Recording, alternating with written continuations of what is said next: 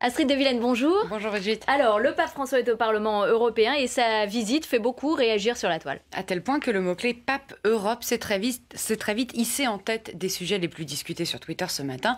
Et d'après les journalistes et observateurs présents sur place, c'est l'effervescence au Parlement européen.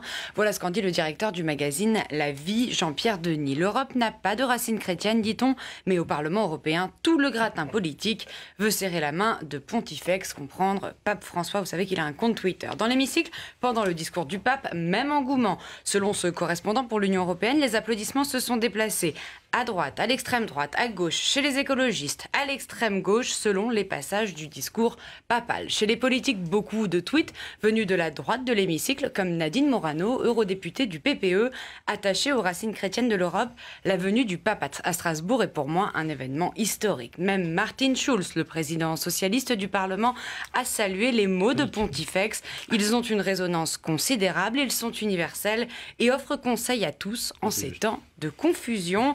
Il y en a quand même un qui fait son rebelle. Jean-Luc Mélenchon, de son côté, n'apprécie guère cette venue. Il l'a écrit sur son blog et pendant le discours du pape, regardez ce qu'il préfère faire, des selfies avec ses copains de Podemos dans les couloirs. Le mouvement d'extrême gauche espagnol pose respiration avec Pablo Iglesias, tweet le coprésident du parti de gauche. Et voilà son tweet de conclusion après la visite express du pape. Voilà, la messe est finie. À 14h30, j'organise une initiative pour la laïcité. Et puis un tout autre sujet, c'est aux États-Unis, la décision de ne pas inculper le policier qui avait tiré sur le jeune Michael Brown. Ça fait réagir, et notamment notre garde des Sceaux. Oui, très tôt ce matin, Christiane Taubira a commenté à sa façon la décision du grand jury de ne pas poursuivre le policier qui avait tiré sur ce jeune noir à Ferguson, dans le Missouri. Voilà les tweets de la ministre de la Justice postés tôt ce matin.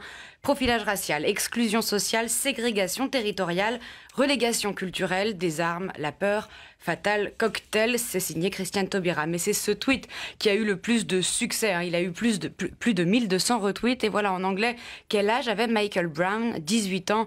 Trayvon Martin, 17 ans. Tamir Rice, 12 ans. Quel âge aura le prochain?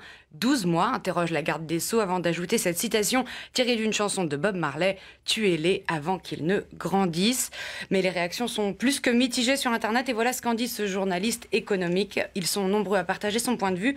Que dirait Christiane Taubira si un ministre américain critiquait la décision d'un jury populaire français? Chez les députés, une réaction de Jean-François Mancel, député UMP de l'Oise. Il appartient à Manuel Valls de rappeler à l'ordre Madame Taubira qui n'a pas à critiquer la décision d'un jury populaire américain. Merci Astrid de Vilaine. Est-ce qu'effectivement Christiane Taubira doit se prononcer sur ce jugement aux États-Unis? Est-ce que ça vous choque, vous? Est-ce qu'elle doit être rappelée à l'ordre?